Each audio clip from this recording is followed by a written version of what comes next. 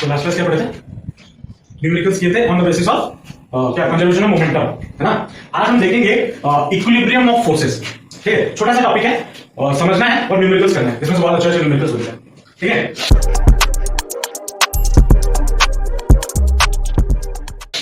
देखो क्या होता है। मान लो यहाँ पे एक बॉडी रखा हुआ है, यहाँ पे एक बॉडी रखा हुआ है और इस पे फोर्सेस कुछ ऐसे लग रहे हैं। एक तो फोर्स लग गया ये, दूसरा फोर्स लग गया ये, और एक तीसरा फोर्स लग गया ये। ठीक है, तीन फोर्सेस हैं। मान लो इसको हम बोल देते हैं F1, इसको हम बोल देते हैं F2, इसको हम बोल देते हैं F3।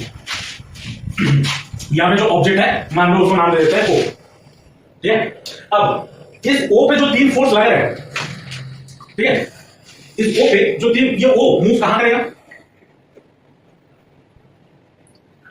ऑब्वियसली बात है, हम क्या करेंगे उस टाइम पे, क्या लिखेंगे, इन दोनों का रिजल्टेंट निकालेंगे और इस इधर का वैल्यू देंगे। अगर इसका रिजल्टेंट बड़ा है, मतलब वैल्यू बड़ा है एज कंपेयर टू दिस, तो बॉडी इस तरफ जाएगा, और अगर इसका वैल्यू बड़ा है एज कंपेयर टू दिस, तो ऑब्जेक्ट इस तरफ जाएगा।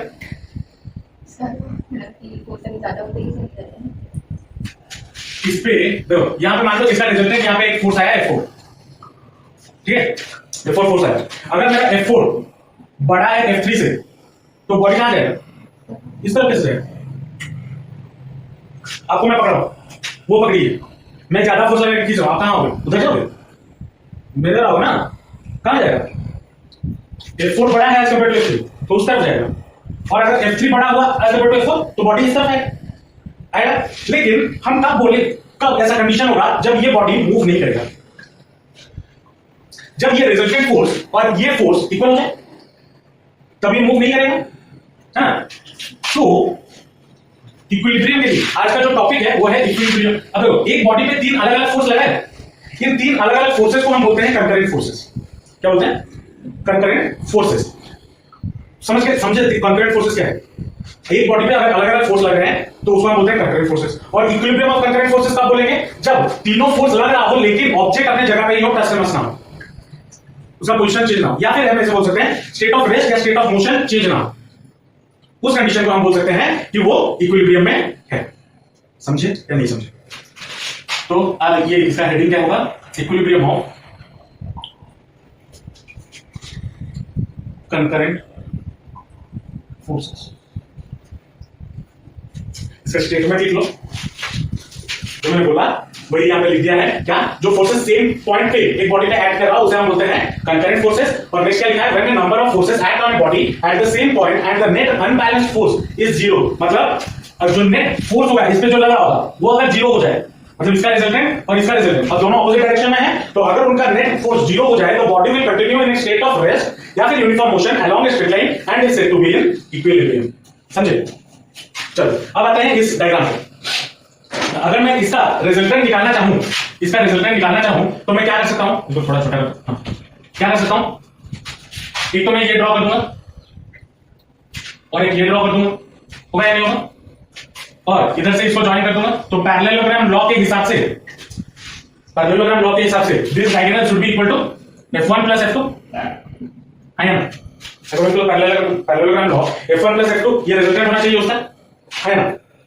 तो ये F3 for equilibrium F3 should be equal to minus of F1 plus F2, ये होना चाहिए या नहीं होना चाहिए? ये कब का कंडीशन? फॉर इक्विलिब्रियम ये कंडीशन होना चाहिए या नहीं होना चाहिए? माइनस के ऑपोजिट डायरेक्शन होना चाहिए या नहीं होना चाहिए? अगर मैं इसको थोड़ा सॉल्व करूं तो मुझे क्या मिलेगा? F1 plus F2 plus F3 is equal to 0। ये मिलेगा या नहीं मिलेगा या नहीं? तो मतलब इससे क्या पता चला कि अगर एक बॉडी पे कोई फोर्स लग रहा है, मतलब 2 से ज्यादा या 5-6 फोर्स लग रहे हैं, कंकरेंट फोर्स लग रहा है, और अगर वो इक्विलिब्रियम में है तो नेट फोर्स उस पे कितना होगा? 0 होगा। समझे या नहीं समझे बात को? पक्का? तो इसका जनरल फॉर्मूला क्या हो जाएगा? F1 plus F2 plus F3 plus dot dot dot plus Fn is equal to 0। ये होगा या नहीं होगा? नेक्स्ट जो चीज आता है वो है हमारा लैमिस थ्योरम। लैमिस थ्योरम क्या बोलता है? मान लो मेरे पास एक बॉडी ऑब्जेक्ट है यहाँ पे O, और उस पे तीन फोर्सेस लगे हैं, एक ये और एक ये। ठीक है, मान लो ये F1, ये हो गया F2, ये हो गया F3। ठीक है, मान लो ये वाला एंगल है अल्फा, ये एंगल बना रहा है मान लो बीटा, और ये एंगल बना रहा है मान लो गामा। तीन फोर्सेस हैं और तीनों फोर्सेस के बीच में कुछ ना कुछ एंगल्स है, अल्फा बीटा और गामा। तो अब इसको अगर मैं ट्राइंगल के फॉर्म में बनाना चाहूं तो क्या होगा? F1 इधर है, मैं इसका ही रेप्लिका बना रहा हूं। F1 इधर है, ये F1 है, ठीक है, F1 है। अब आते हैं F2 पे। F2 को अगर मैं इधर से हटा के, इधर से ऐसे हटा के इधर लाके जोड़ दूं पैरेलली, कुछ फर्क पड़ेगा? नहीं पड़ेगा। हम कर सकते हैं, वेक्टर में किए हुए हैं। मान लो तो ये हो गया मान लो F2, ठीक है, बनेगा ये बीच में मतलब एरो। अब कुछ होगा या नहीं होगा? अब मैं इस फोर्स को उठा के लाके इधर ड्रॉ कर दूं, कोई दिक्कत है? क्योंकि नीचे के डायरेक्शन में है, तो ये फोर्स को मान लो मैंने ऐसे बना दिया, ये हो गया। सबका डायरेक्शन सेम है, F1 का डायरेक्शन इधर, F2 का डायरेक्शन इधर, F3 का डायरेक्शन इधर, है ना? अब बात करेंगे एंगल के साथ। F1 F2 के साथ कितना एंगल बना रहा था? F1 F2 के साथ बना रहा था अल्फा एंगल, ये गामा एंगल बना रहा था ना। तो जो ये वाला एंगल होगा ये क्या होगा? गामा होगा। ये एंगल बना रहा था, तो ये वाला एंगल कितना हो जाएगा? ये वाला एंगल कितना हो जाएगा? Pi minus gamma, 180 minus gamma बनेगा एंगल। अब आते हैं F2 F3 के साथ कितना एंगल बना रहा था? अल्फा। तो मतलब ये वाला कितना एंगल है? अल्फा, है ना? तो ये वाला कितना एंगल बनेगा? पाई माइनस अल्फा, ये बनेगा। अब F3 F1 के साथ कितना एंगल बना रहा था? कहां? इस तरफ में, ये बीटा था, है ना? तो ये एंगल कितना हो गया? पाई माइनस बीटा, ये हो गया। हाँ? अब लैमिस थ्योरम क्या बोलता है? अगर ऐसा कंडीशन होता है, अगर ऐसा कंडीशन होता है, रेशियो ऑफ फोर्सेस, मतलब अगर ये F1 फोर्स ले रहे हैं, ये force and angle between other two forces का रेशियो सबका बराबर होगा। मतलब अगर ये F1 है, अदर टू फोर्सेस कौन सा होता है? F2 है, F3, उनके बीच में एंगल पाई माइनस अल्फा, है ना? तो अकॉर्डिंग टू दिस थ्योरम या according to Lami's theorem, F1 by sine of pi minus alpha is equal to F2। F2 कहां है? ये वाला। F2 के सामने कौन सा एंगल है? Pi minus beta divided by sine of pi minus beta is equal to, बचा क्या? F3। F3 के अलावा और कौन दो फोर्सेस है? F2 और F1, उसका ऑपोजिट एंगल क्या? या उनके बीच में एंगल पाई माइनस गामा, तो साइन पाई माइनस गामा, ये हो। ठीक है, अगर इसको आप सॉल्व करते हो तो आपको क्या मिलेगा? साइन 180 माइनस अल्फा क्या होता है? साइन 180 माइनस थीटा क्या होता है? साइन थीटा होता है। तो दैट विल बी और F1 by sine alpha equal to F2 by sine beta that is equal to F3 by sine gamma. ठीक है, ये आपका लैमिस थ्योरम ये चीज बोलता है। ठीक है, समझे? लिख लो, फिर मैं करूंगा। तो प्रॉपर्टीज ऑफ एंगल के मैथ्स में करा है। प्रॉपर्टीज ऑफ ट्रायंगल जैसे वाला फॉर्मूला निकला कि अच्छा मैथ्स का तो हां वही इस रूल को बोलते हैं लॉ ऑफ साइंस। साइंस मतलब SCIENCE नहीं, ऐसा ये नहीं है, लॉ ऑफ साइंस से बोलते हैं। एक ट्रायंगल में अगर लॉ ऑफ साइंस लगाओ तो ये आता है।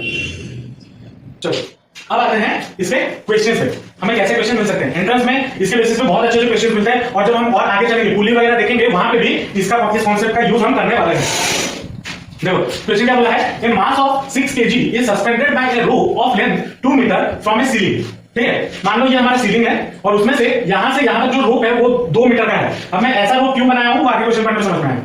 A force of 15 Newton in the horizontal direction is applied at the midpoint of the rope। मान लो ये आपका क्या हो गया, ये पॉइंट P या O जो भी लेना है, ये मिडपॉइंट ऑफ द रोप हो गया, और हॉरिजॉन्टल डायरेक्शन में एक फोर्स लग रहा है जो कि है 50 न्यूटन। ठीक है, उसके बाद क्या बोला है? What is the angle of the rope mixed with the vertical in the equilibrium।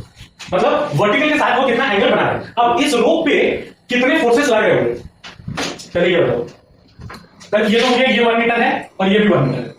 ठीक है, और इसका वेट आपको कितना गिवन है? 6 kg, या मास गिवन है 6 kg। ठीक है, तो वेट कहां लग रहा होगा? नीचे W which is equal to क्या? mg नीचे लग रहा होगा, हाँ? अगर वेट नीचे लग रहा होगा तो एक टेंशन फोर्स ऊपर भी लग रहा होगा। मान लो ये वाला वो फोर्स है, मान लो क्या नाम है, T2 ले लो, टेंशन लग रहा है ऊपर की, ठीक है। अब जाहिर सी बात है ये जो फोर्स लग रहा है और यहां पे फोर्स लग रहा है, तो इस पार्ट में ओके, इस पार्ट में भी टेंशन लग रहा होगा। मान लो उसको मैं दे देता हूं नाम क्या, T1 होगा या नहीं? अब देखो ये तो 90 डिग्री है, ये भी 90 डिग्री है, तो कोई रेजोल्यूशन नहीं, लेकिन ये T1 जो है वो 90 डिग्री में नहीं है, तो मुझे उसको क्या करना होगा, रिजॉल्व करना होगा। तो अगर रिजॉल्व करूंगा तो मुझे क्या मिलेगा, एक तो इस डायरेक्शन में एक चीज मिलेगा और एक दूसरा इस डायरेक्शन में एक चीज मिलेगा। ये वाला क्या होगा, T1। अच्छा यहां पे एंगल हमें निकालना है, ये जो एंगल है ये एक्चुअली क्वेश्चन में पूछा गया है, what is the angle of the rope makes with the vertical. Makes with the vertical मतलब अगर यहां से मैं एक वर्टिकल लाइन ड्रॉ करता हूं, ये इसके साथ कितना डिग्री एंगल बना है, ये तो है क्वेश्चन का मतलब, समझ पा रहे हो या नहीं? तो ये इसको मैं मान लेता हूं क्या है, ये थीटा होगा। कहां नहीं समझ, डॉटेड लाइन क्यों ड्रॉ किया, वर्टिकल के साथ एंगल बना रहा है। वर्टिकल मतलब क्या होता है, ये सीधा होता है या ऐसा होता है, सीधा होता है ना, तो वर्टिकल लाइन ड्रॉ किया उसके साथ एंगल बना रहा है, है ना।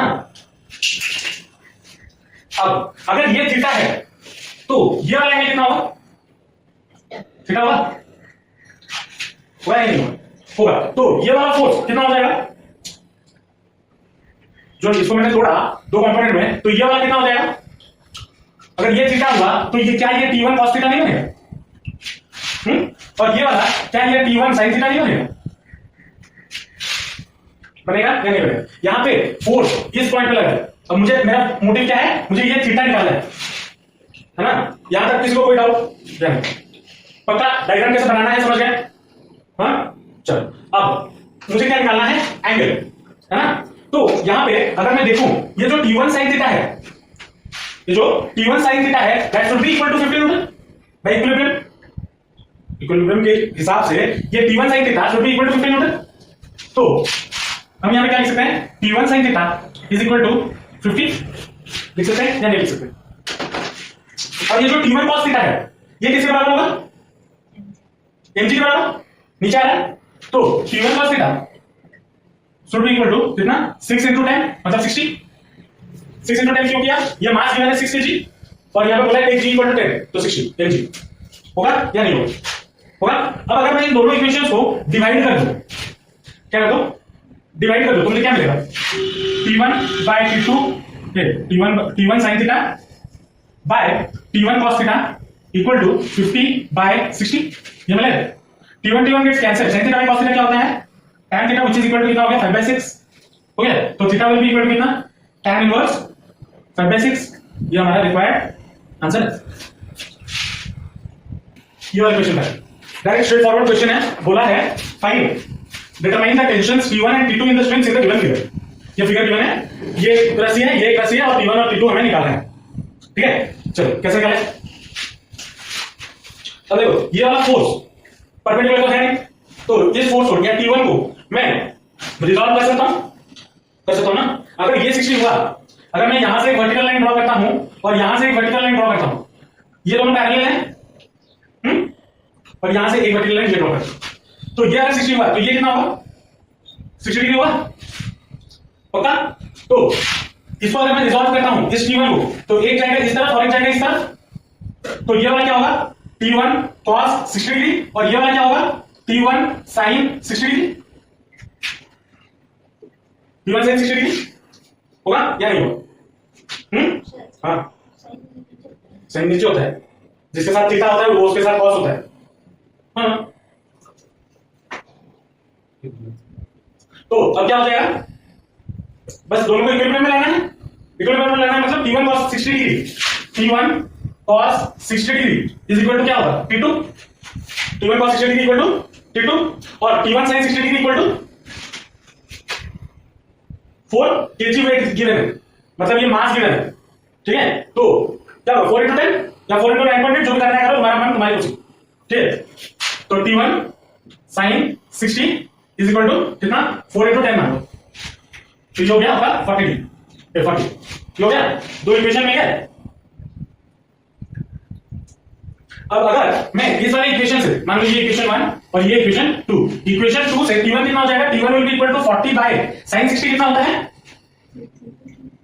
√3/2, तो ऊपर आ जाएगा 2 और नीचे आ जाएगा √3, क्या हो जाएगा तो that will be equal to कितना 80/√3, या फिर इसको कैसे लिख सकते हैं 80√3/3, क्या लिख सकते हैं इतना न्यूटन। T1 आ गया, अब T1 को इधर डाल दो तो T2 निकल जाएगा, तो T2 will be equal to T1 80√3/3 into cos 60 कितना होता है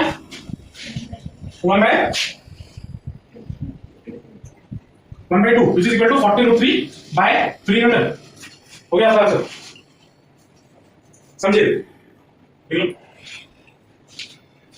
क्या बोला है क्वेश्चन में, a body of mass m is suspended by two strings making an angle alpha and beta with the horizontal as shown in the figure, find the tensions in the string। चलो इसको मैं थोड़ा अलग से और diagram बनाऊंगा। मान लो जो बॉडी है वो पॉइंट बॉडी है, वो यहाँ पे है जिसका मास है mg, ठीक है, इस पे एक फोर्स लग रहा है ऐसे जो कि है क्या T1 और एक टेंशन लग रहा है इधर जो कि है T2, है ना।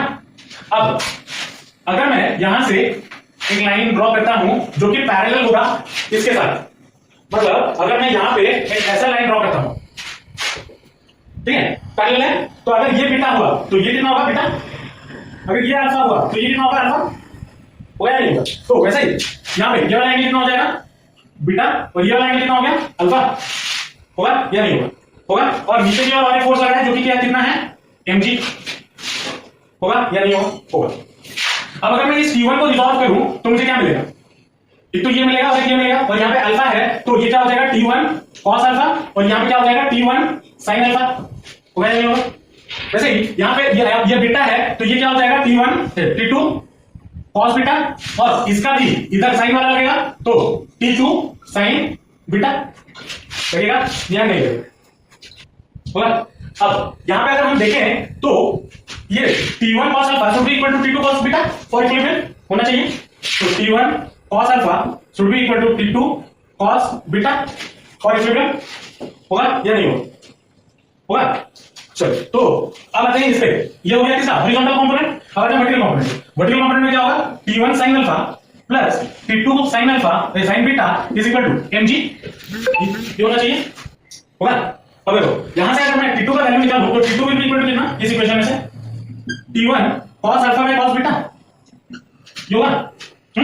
इधर T2 का वैल्यू मैं उसमें डालूं तो ये क्या हो जाएगा T1 sin alpha plus T1 cos alpha by cos beta into sin beta equal to mg, ये होगा या नहीं होगा,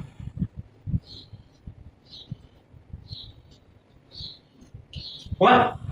तो that will be equal to कितना, इन दोनों में से मैं कॉमन क्या ले सकता हूं T1, अगर T1 कॉमन ले लिया तो बचेगा क्या sin अल्फा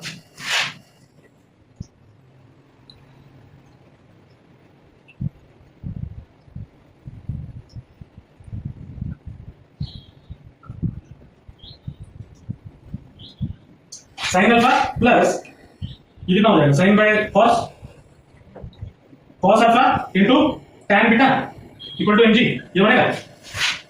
तो T1 will be equal to कितना mg upon sin alpha plus cos alpha into tan beta, ये होगा। इसमें कुछ और कर सकते हैं, देखो अच्छा इसको tan ना करके अगर मैं इसको सॉल्व करने की कोशिश करूं, मतलब अगर इसको tan ना करके cos बीटा बाय cos ये हो गया इनटू sin बीटा, इसको अगर हम सॉल्व करते हैं तो ये क्या बन जाएगा T1 into sin alpha into cos beta plus cos alpha into sin beta, ये बनेगा बाय cos बीटा।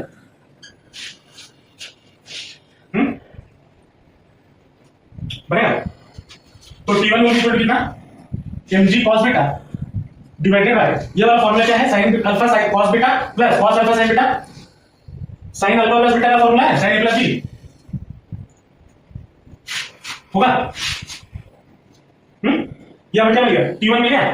अब T2 हमारा कितना हो जाएगा T2 will be equal to T1 मतलब mg cos beta divided bye sin alpha plus beta into cos alpha by cos beta, ये होगा।